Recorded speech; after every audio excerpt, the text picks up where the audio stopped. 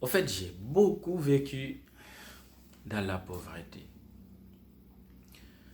Je suis né en Guinée. Pour ceux d'entre vous qui ne connaissent pas, c'est où la Guinée?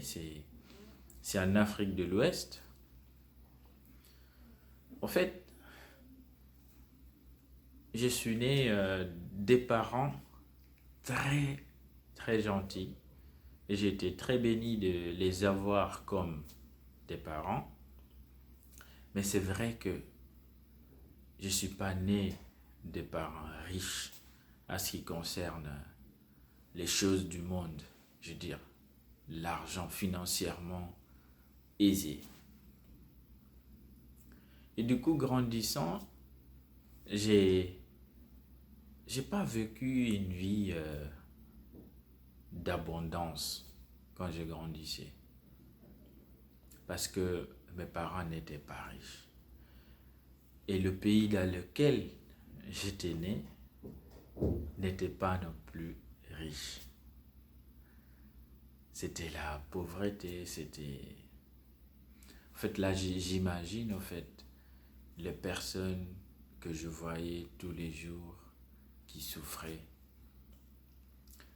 Heureusement, on pouvait manger 2 fois par jour, et parfois 3 fois. J'étais très béni, je suis très reconnaissant pour toutes les bénédictions que j'ai pu avoir quand je grandissais, c'est sûr et certain. Mais c'est sûr que c'était pas facile.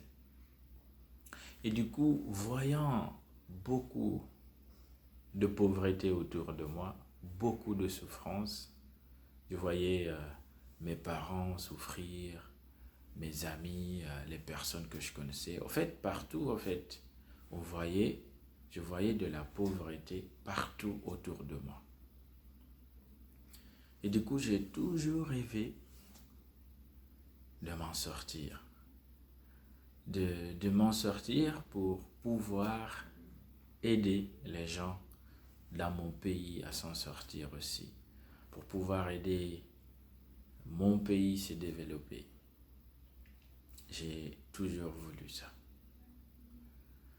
Et en fait, cette envie de réussir, de vivre une vie différente et d'aider mes enfants aussi à vivre une meilleure vie que la vie que moi j'avais vécue, me pousse tous les jours à me réveiller avec enthousiasme.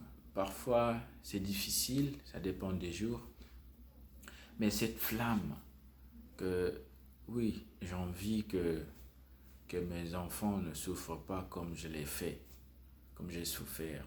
J'ai envie d'aider les personnes qui ont souffert et qui souffrent. J'ai envie d'aider les gens qui font face à la peur tous les jours. J'ai envie de rendre ce monde meilleur en faisant ma contribution. En fait, je vous raconte tout ça parce que récemment, je priais au fait. Je priais, je réfléchissais et puis je méditais. J'ai demandé à Dieu voilà, de m'inspirer, de m'aider. Je partageais avec lui mes ambitions, ce que j'ai envie de devenir, l'impact que j'ai envie de faire. Bah, en fait, c'est comme si une voix m'a dit, en fait, tu sais, Tierno, personne ne peut t'empêcher de réussir. Si tu veux être un milliardaire ou un billionnaire ou un millionnaire,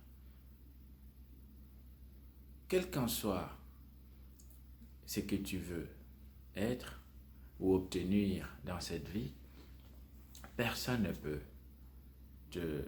t'empêcher, en fait, de l'obtenir. Personne d'autre. Après, il me dit que la seule personne